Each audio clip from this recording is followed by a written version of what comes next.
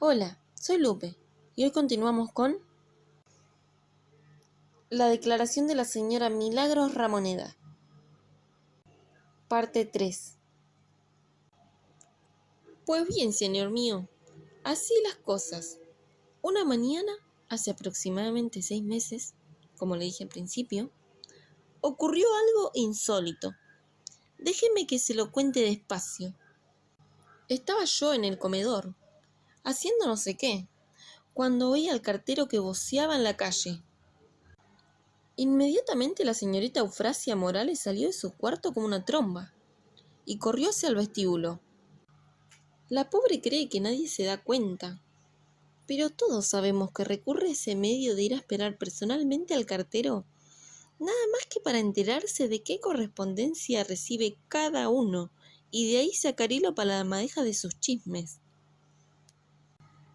No es que sea una mala persona, no, señor, pero la verdad es que tiene una gran desgracia, y es que no se ha casado, ni se casará, porque anda por los 50 y pico, y agregue eso a los muchos disgustos que le dejaron sus niños de enseñanza, porque es maestra jubilada.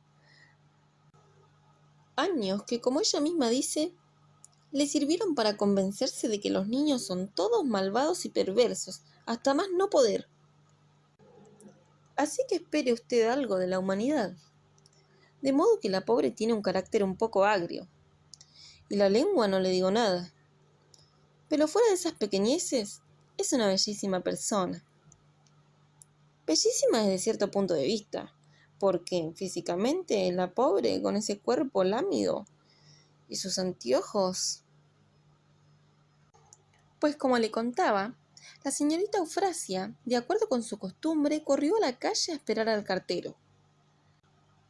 El cartero le puso en la mano un sobre. La señorita Eufrasia tomó el sobre, lo miró, lo leyó atentamente, lo olió, lo sopesó, le buscó las señas del remitente, lo examinó a la extraluz. Volvió a olerlo. A mí no me extrañaba que lo oliscara tanto, porque es mujer que anda sintiendo malos olores por todas partes.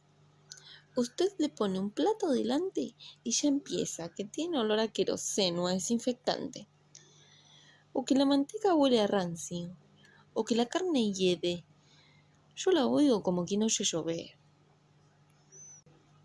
Después de media hora por lo menos de estar manoseando el sobre, se acordó de traérmelo a mí, que estaba espiándola desde el comedor. Cuando se acercó, yo arreglaba inocentemente la mesa. No la miré. Aguardé a que me dijese, como suele, otra cartita para fulano, o un sobrecito para ese buena pieza de mengano. Pero esta vez no. Esta vez se me puso al lado, en silencio. De pronto un fuerte y para mi gusto horrible perfume a violetas me envolvió. No tuve más remedio que levantar la cabeza. La señorita Eufrasia me miraba severamente, y con un mudo gesto de repugnancia, como si me alcanzase un gato muerto, me prestaba el sobre. Era un sobre de color rosa, apaisado, y despedía tal olor que no parecía sino que acababan de echarle encima un frasco entero de perfume. Ese olor y el color del papel hacían pensar a cualquiera que se trataba de correspondencia femenina y amorosa.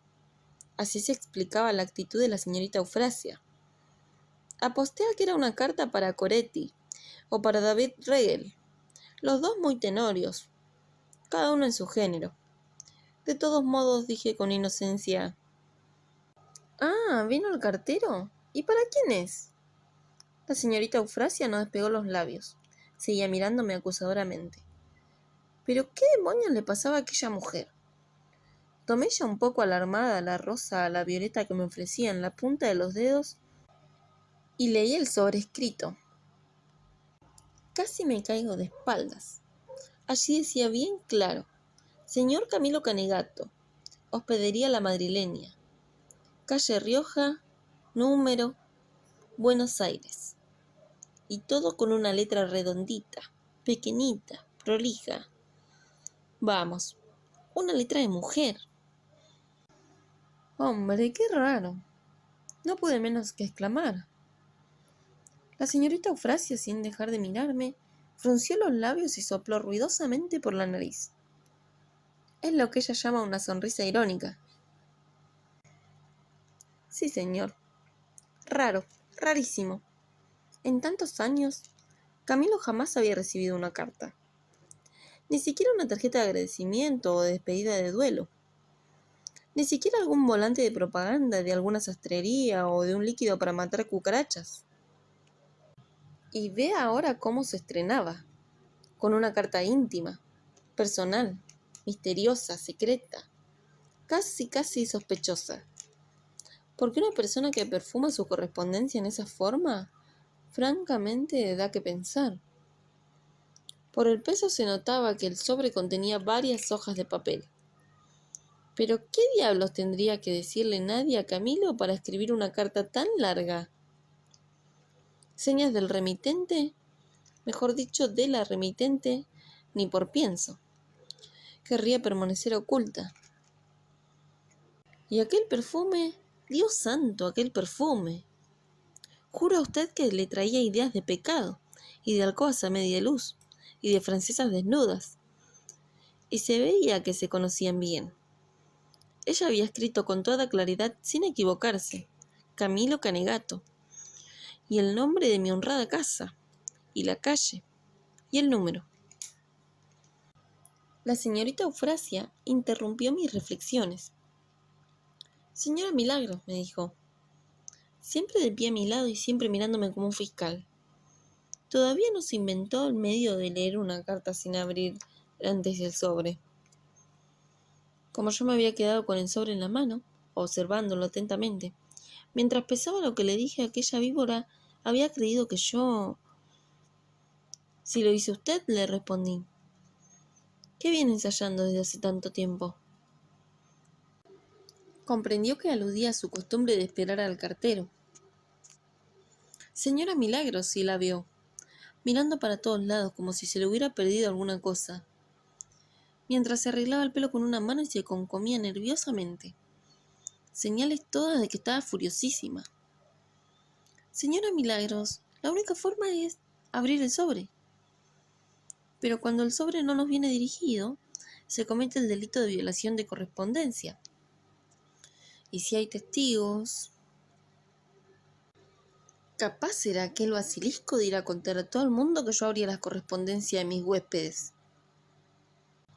Ah, dije con toda candidez. De modo que por eso usted no lo ha hecho todavía. Y antes de que tuviese tiempo de contestarme, murmuré, «Permiso». Di media vuelta y salí del comedor. Todavía a 20 pasos de distancia le pude oír la respiración escandalizada. Me encaminé al cuarto de Camilo. Le dejaría allí el sobre. No quería entregárselo en su propia mano. Cuando estuve a solas procuré, que lo puse sobre la mesita de luz, bien visible, como un reproche por tanto misterio, y tanta letrita femenina y tanto perfume a violetas. Al mediodía, cuando él llegó a almorzar, se estuvo un buen rato encerrado en su habitación. Está leyendo la carta, pensé. Tendré para media hora con todo el rollo de papeles que parecía haber dentro del sobre. Pues como no se siente a su hora de la mesa, almorzará el perfume a violetas que le han mandado por correo. Pero no demoró. Después de 12 años lo tengo bien amaestrado. Apenas apareció lo miré fijo, pero él no levantó la vista. Entonces le dije, «Don Canegato, ¿vio el sobre que le dejé en la mesita de luz?» Sí, gracias», balbució, y ese incordio de la señorita Eufrasia no lanza otra de sus sonrisas irónicas, como queriéndome significar, «¿Qué preguntas lo que ya sabes?», con el agravante de que se sonrió mientras se llevaba a la boca una cuchara llena de sopa. Así que el resoplido de la nariz dio en la sopa, que burbujeó y se derramó sobre el mantel. Ella sabe mucho de etiqueta, pero vea cómo se porta en la mesa. ¿Y el otro? Sí, gracias. Y nada más. Parecía excitado. Los tornasoles de la cara le chisporroteaban como nunca. Las manos eran puro temblor. ¿Y a mí? ¿Qué quiere que le diga? A mí me parecía seguir oliendo el bendito perfume. En fin, el episodio habría sido olvidado. Quizás si a la semana siguiente no hubiera llegado otro sobre rosa, y a la otra semana otro sobre, y después otro, y otro, y otro. Uno cada miércoles, todos dirigidos a Camilo, ostentando todos la misma letrita redonda y antipática, metiendo por toda la casa aquel olor indecente. Semejante diluvio epistolar terminó por alarmarme. No sé qué pensar, les dije una noche a mis hijas, las 4 reunidas en mi dormitorio, como solemos antes de irnos a dormir. Estoy preocupada. ¿Preocupada por qué?, preguntó Enilde, con su vocecilla cantarina. Porque me parece que esas cartas no anuncian nada bueno. Vaya, dijo Matilde, calmosamente, no veo motivos. El recibir cartas no es una cosa del otro mundo.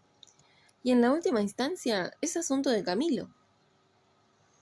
De Camilo y mío, le contesté, que para algo soy como una madre para él. Si un hijo recibe cartas que a la legua se ve que son pecaminosas, la madre no va a quedarse de lo más tranquila cruzada de brazos. Matilde y Enilde rompieron a reír como locas. Pecaminosas, pecaminosas, repetían entre carcajadas. ¿De qué se ríen?, preguntó Clotilde, la bachillera de la familia, abandonando la revista que leía. Tiene esa costumbre mientras nosotras conversamos. Ella se pone a leer cualquier cosa, como si no le interesara lo que decimos. Y de pronto alza la cabeza, pregunta de qué hablamos, y hay que estar repitiéndole todo otra vez. Así cree ella hacérsela difícil. Mamá dice que las cartas que recibe Camilo son pecaminosas, la instruyó Enilde. Mamá, por Dios, me reprochó ella, en un tono como si me reprochase estar borracha. ¿De dónde saca usted eso? Pues entonces dije, serán cartas de algún cliente, que para pedirle que le retoque un cuadro le manda todos los miércoles 20 pliegos perfumados, como si hasta un ciego no viese que son cartas de mujer. ¿Y quién sabe quién? Una novia no es, porque los sobres están puestos en el correo en una sucursal de aquí de la ciudad. Lo he visto por el matasellos. Así que si fuese una novia, ¿para qué va a tenerlo loco a correspondencia? ¿Qué necesita decirle todas las semanas? No, será alguna aventurera, alguna que le saca dinero. Aquí se echaron a reír a todo trapo. Mamá, mamá, chillaban, doblándose en dos como si tuviesen arcadas. Si usted las veía, en ese momento creía que yo acababa de decir un disparate más grande. Camilo enredado con una aventurera. Sí, con Mata Hari. Pero mamá, dijo Enilde un poco más calma, mirándome compasivamente, ¿usted cree que Camilo a su edad? Como ella tiene 15 años, piensa que el que tiene 16 ya es viejo. ¿A su edad?, le repliqué. Oiga, no lo sabía. No sabes tú lo que es un hombre a la edad de Camilo. Pero no, terció Matilde calmosamente. Camilo no está hecho para esas cosas. ¿Y para qué cosas crees tú que está hecho cualquier hombre?, le contesté. Pero no hubo forma de convencerlas. A la que más afectaron las cartas rosas y el misterio que las rodeaba fue a la señorita Eufrasia. La pobre de las que, si pudieran, castrarían a todo el mundo para que nadie pensase en esas cosas, como decía Matilde, y poder ellas verse así acompañadas en su celibato. Las cartas terminaron por enfermarla. Apenas los miércoles quedaron marcados por la llegada de aquella sospechosa correspondencia dirigida a Camilo. La señorita Eufrasia aguardaba ese día con una mezcla de excitación y de furor. Le aseguro a usted que hasta se levantaba más temprano y, después de tomar el desayuno, iba a sentarse en una silla en el vestíbulo, esperando al cartero. Yo, si hubiese tenido humor para eso, habría reventado de risa viéndola atenta al menor ruido, trémula, nerviosa, y como el enfermo a la mañana del día en que lo van a operarlo. Era tal la ansiedad que la dominaba que ni leer el diario podía, cosa desusada en ella, que quiere ser siempre la primera en leerlo, y se está 3 horas expurgándolas hasta los avisos. A mí me hacía acordar a esos chicos que aguardando alguna cosa fuera de la rutina de todos los días, ir a una fiesta o tomar el purgante, no hacen sino pensar en esa cosa, y todo lo demás les parece momentáneamente inútil, aburrido o estúpido, y no quieren ni comer. Hasta que, fatal, el cartero llegaba con el sobre rosa y perfumado para el señor Camilo Canegato. Entonces la pobre se venía al suelo. Repentinamente ojerosa, me traía en silencio la carta y luego se encerraba en su habitación hasta el mediodía. Pero nunca me dijo una palabra. Cada vez que me ponía el sobre en la mano, me miraba fijamente, rencorosamente, como si se me recordase una desgracia de la que yo tenía la culpa y de la que no pudiera hablar por pudor o por dignidad. Pero no me preguntaba nada. Entretanto, el increíble destinatario de los sobres no soltaba prenda. Se quedaba con ellos y nada más. Y eso que debía de pensar que yo tenía que estar intrigada. Lo hacía aposta. Lo que más me enfurecía era que me obligase a recibir en mi propia casa aquellos anuncios a todo color de que andaba en una aventura, y no me dijese nada. Me dejase afuera de su secreto como a una sirvienta. ¿Por qué no se hacía mandar las cartas al taller? Pero no, dejaba que la otra escribiese en el sobre confianzudamente «Hospedería la madrileña». Y yo tenía que tomar el sobre y oler su perfume a violetas, y llevárselo a su cuarto y darme por enterada de que allí iba una carta amorosa. Y como pago tenía que callarme la boca. ¿Y esto después de 12 años de sacar los bofes por él? ¿Esto después de 12 años de servirle de madre? Yo no podía creer tanto engreimiento repentino. Le tiré algunas indirectas. «Jesús, qué olor a violetas», decía yo delante de él. «Se ve que hoy es miércoles». Se ponía como un geranio, pero ni una palabra. O le preguntaba, «¿Qué? ¿Buenas o malas noticias tuvimos hoy, don Canegato?» Así, contestaba, y vuelta a enrojecer. Pero lo que yo quería que me contase. Nada. ¿Para qué? Ah, no, mi estimado señor. De mí no se burla nadie, y menos en mis propias narices. Un día la señorita Eufrasia salió a cobrar su jubilación, y como la mucama andaba un poco remolona, decidí hacer yo misma la limpieza del cuarto de Camilo. En un cajón del ropero, bajo 2 camisetas, los sobres rosas refulgían. Los tomé apresuradamente, llamé a mis hijas y las 4 nos encerramos en mi dormitorio. En un primer momento no nos enteramos de nada. Con la excitación, parecía que lo único que queríamos era tener todos los sobres violados, todas las cartas desplegadas. Pero después que me calmé, que nos calmamos, empecé a leer detenidamente, comenzando por la carta de fecha más antigua. La firmaba una tal Rosaura, y eran, como yo había sospechado desde el primer día, cartas de amor. Dicen que se han perdido, que no fueron halladas en el equipaje de Camilo. No importa, señor, no importa. Yo las tengo todas en la memoria. Me las sé de cabo a rabo. Podría repetírselas como el Padre Nuestro. En la primera, la tal Rosaura lo llamaba señor Camilo, y lo trataba con mucho miramiento y circunspección. «Ya ve usted», le decía, «cumplo mi promesa de ayer. Le escribo para expresarle por intermedio de estas líneas lo que personalmente no podría ni sabría. No se burle de mi timidez». Sí, bueno, estaba él para burlarse de la timidez de nadie. De modo que se habrían juntado 2 tímidos, por lo visto. Además, seguía la tal Rosaura, ya sabe que estamos bajo vigilancia. Yo y mis hijas nos miramos extrañadísimas. ¿Qué diablos quería decir de que estaban bajo vigilancia? La cosa despunta interesante. Continúo con la carta. He estado reflexionando largamente acerca de nuestra conversación de ayer. Mejor dicho, acerca de sus palabras de ayer.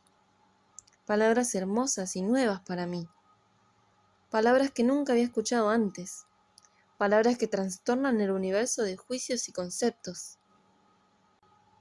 ¡Ay, mi Dios! ¿Cómo hablaba aquella mujer? Yo no entendía nada. No entiendo nada aún hoy.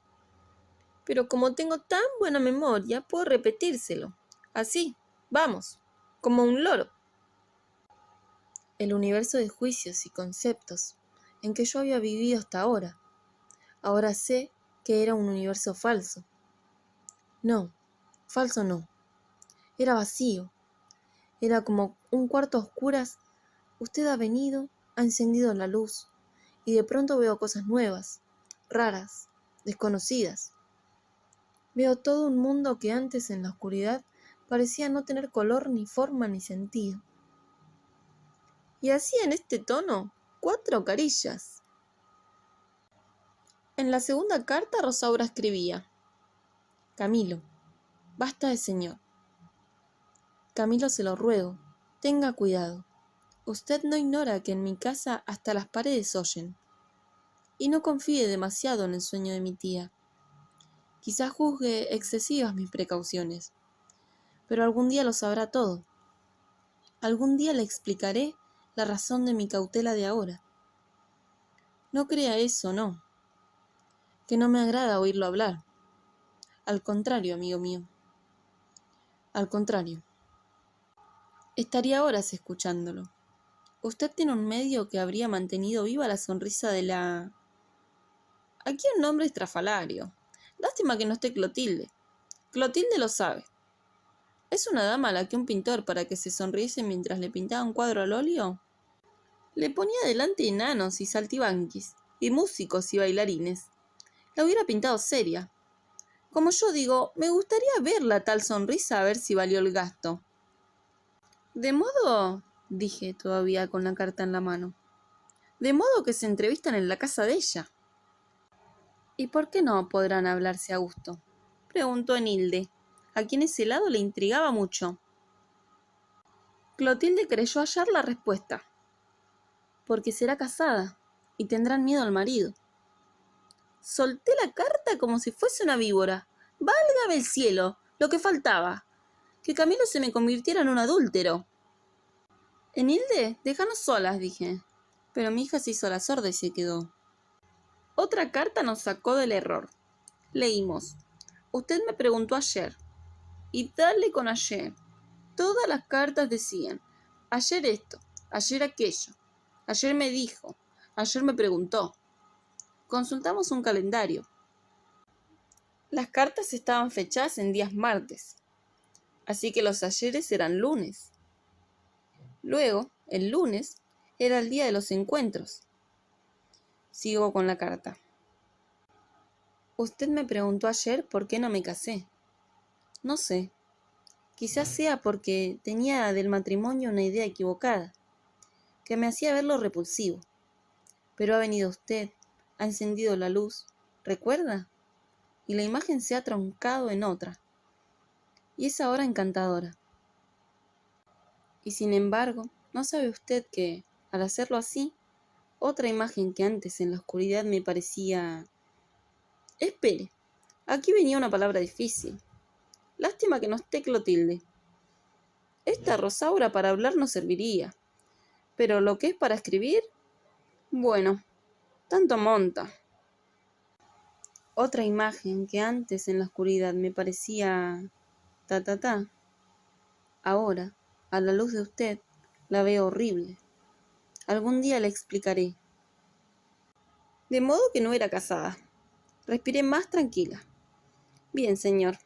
De carta en carta Rosaura tomaba más confianza. El tono que empleaba se hacía menos estirado. Hasta que en la última, la que había llegado esa misma semana, se desataba.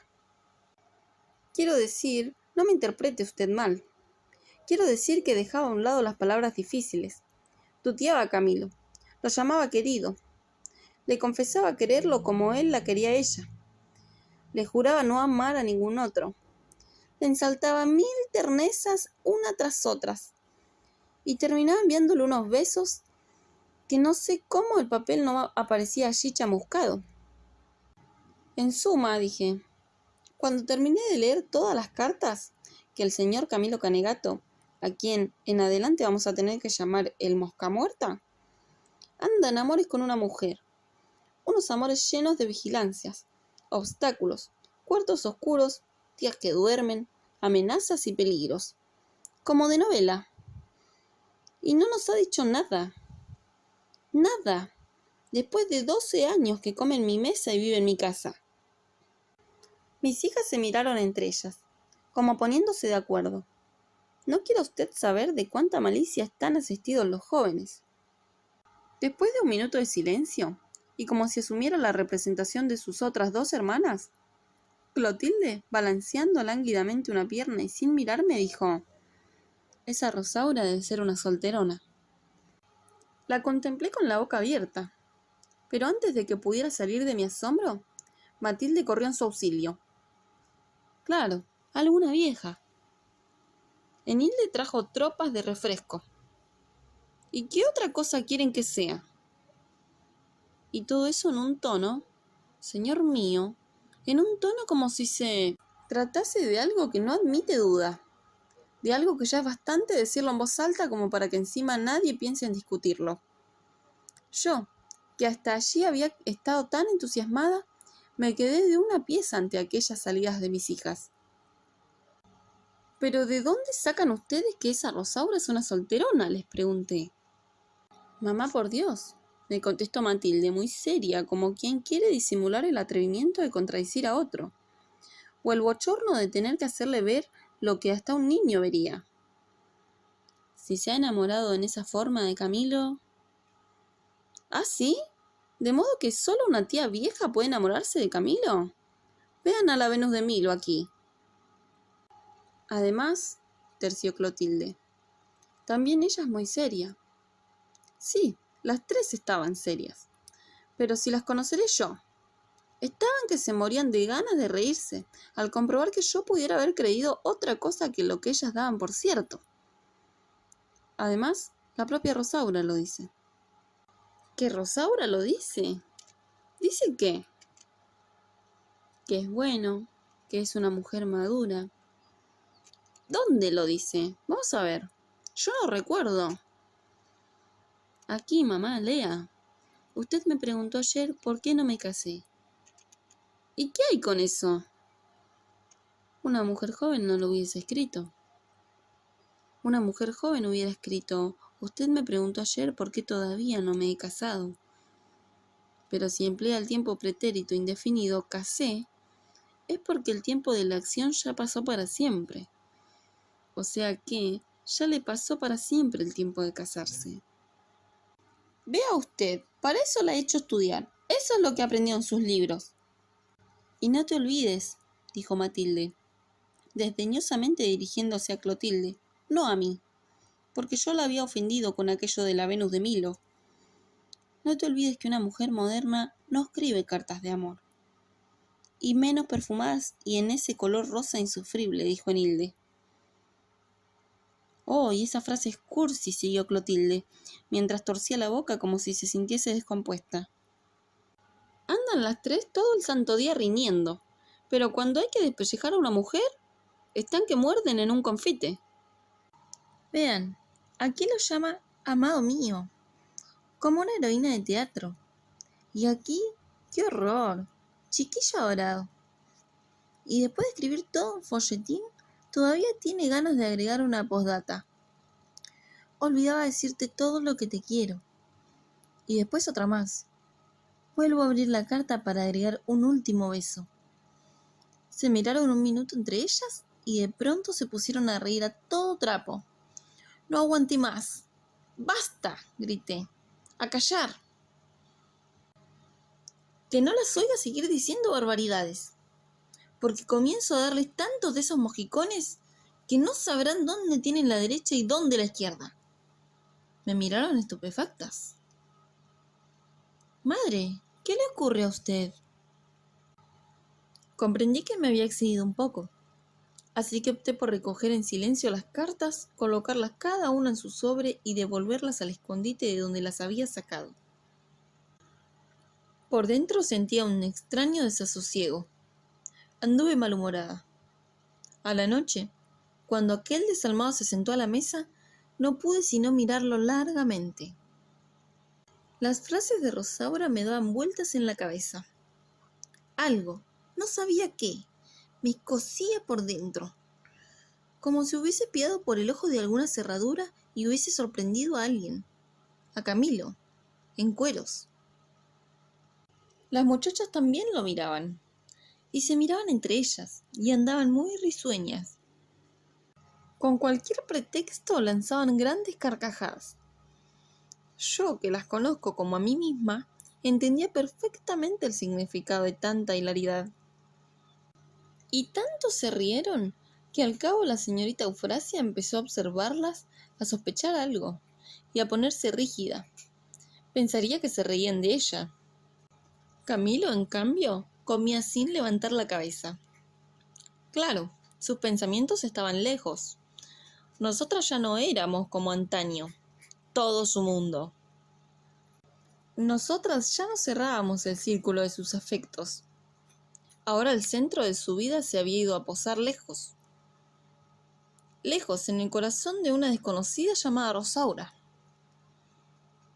¿Qué le pasa, señora Milagros? Oí que me preguntaban.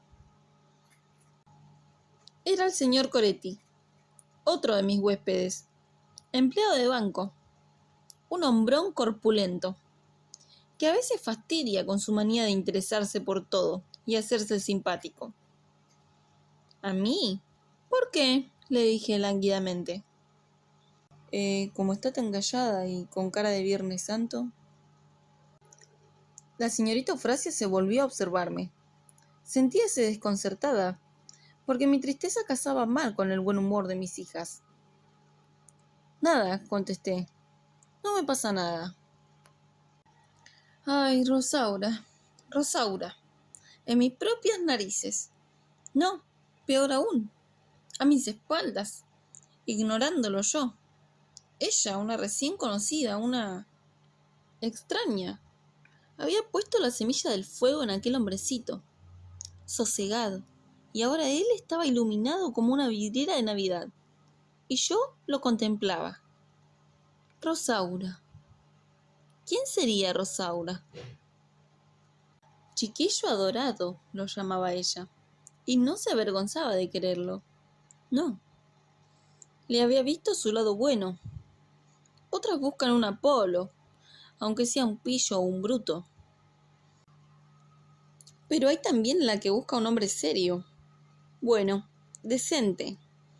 Y esa es la más avispada de todas. Como decía mi madre, el pan. El pan es lo único que no harta. ¿Y qué manera de engatusarla? Camilo, mosca muerta. Sí, mosca muerta. A partir de entonces mi martirio se hizo más cruel, porque otras semanas pasaron, otras cartas llegaron, y yo, que sabía, debía aparentar que no sabía nada.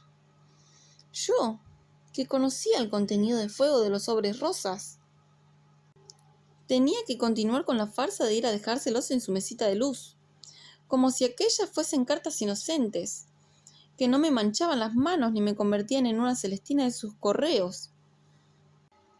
La señorita Eufrasia me interrogaba desaforadamente con los ojos, y yo tenía que desviar la vista para no traicionarme. Coretti me decía: «Oiga, señora Milagros, ¿qué le pasa a Camilo que de un tiempo a esta parte lo veo tan cambiado?».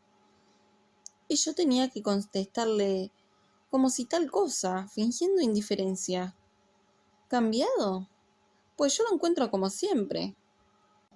Y él iba y venía. Se compraba una corbata nueva, se perfumaba. Mostraba los ojos de todos que andaban en alguna aventurita. Porque todos lo notaron. Todos. Sí, todos. Hasta el señor Gavinia, un viejo jubilado que no habla nunca. Hasta Hernández, un fifí que le arrastraba el ala a Matilde. Todos, todos. Y yo debía callar. ¿Se da cuenta usted qué suplicio? Pero, dígame, señor, ¿merecía yo ese pago? Los lunes lo vigilábamos. A mediodía, después de almorzar, cambiaba de traje. Se iba vestido como un high life.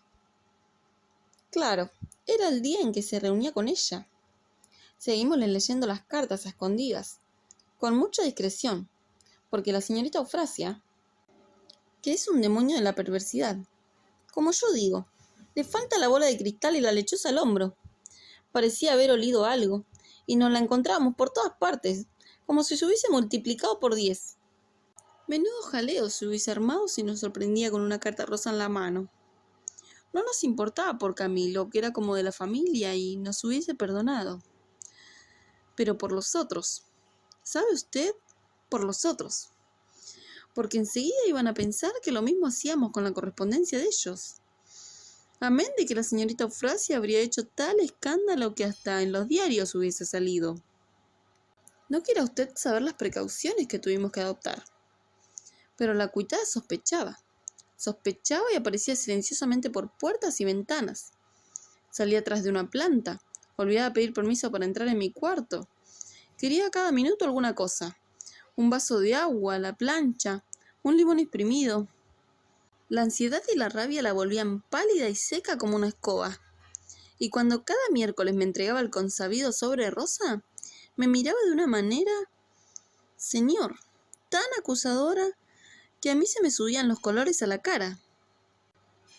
En una carta leímos: gracias, mil gracias por la miniatura. Es preciosa. Ayer no pude agradecerte como hubiese deseado hacerlo. Temí que tía despertase. Y dale con la tía dormida por allí cerca.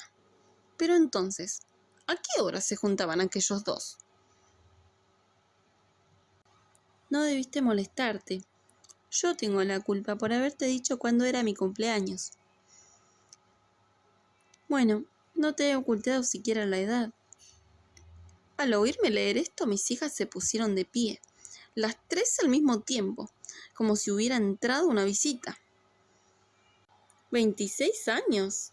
Las tres volvieron a sentarse.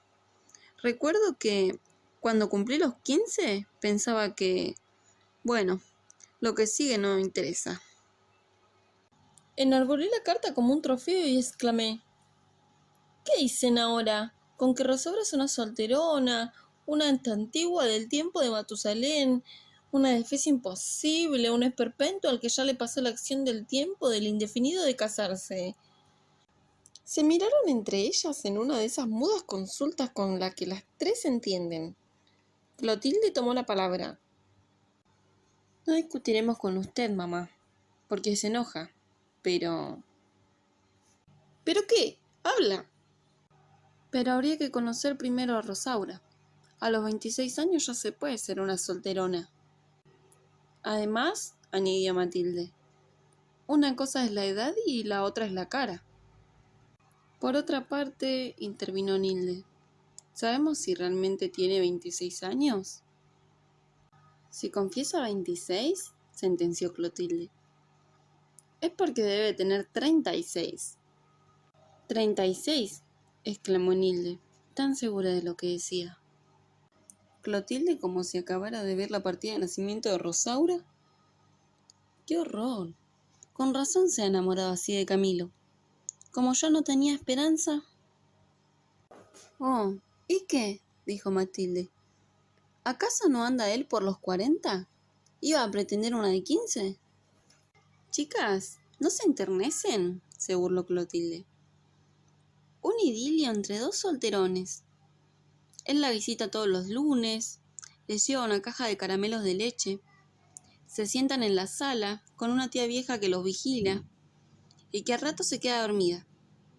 Él, entonces, le toma una mano mientras le explica cómo se restaura un cuadro, claro, para que ella sepa cómo pintarse. Después, ella le sirve una copita de licor de naranja o toca al piano un vals de Diabelli. Nilde y Matilde se desternillaban de la risa. Pero no, dijo Matilde poniéndose seria. ¿No se acuerdan que en una de las primeras cartas ella le decía que tuviese cuidado? ¿Que podían oírlos? ¿Que tomase precauciones? Si fuesen novios, como vos decís... es cierto, asintieron las otras dos. Además, continuó Matilde, él los lunes viene a cenar a la misma hora de siempre, y después no sale. Es cierto, exclamó Clotilde. No se me había ocurrido. Quiere decir que se encuentran durante el día. ¿La visitará de día? Sí, los obstáculos, las precauciones, aquello de que las paredes oyen. Como usted habrá comprobado, esta vez no quise intervenir en la conversación. Las dejé que hablaran, que se desfogaran, que supusieran los disparates más grandes. No me sentía con ánimo para reñirlas. A la semana siguiente, una trenza rubia, sedosa, larguísima, apareció entre los papeles rosas. Y en la nueva carta Rosaura escribía: la trenza que te regalé ayer la guardaba desde mis 15 años, cuando creí que cortar mi trenza de niña era como romper la crisálida y convertirme en mujer. A mí la trenza me pareció divina. Las muchachas, en cambio, le hallaron olor a viejo, como si una trenza guardada durante tantos años pudiera oler a otra cosa. Además, el gesto les pareció cursi. Esta Rosaura, decía Clotilde con desprecio, debe de ser de las que guardan flores y mariposas entre las páginas de las rimas de Becker o de la amada inmóvil. Un lunes dije en casa que iba a hacer unas compras. Alrededor de las 5 de la tarde llegué al tallercito de Camilo, en la calle San Martín. Si él estaba, le diría que como pasaba cerca, pero el taller lo encontré cerrado. No cabía duda. Camilo había ido a verse con la misteriosa Rosaura.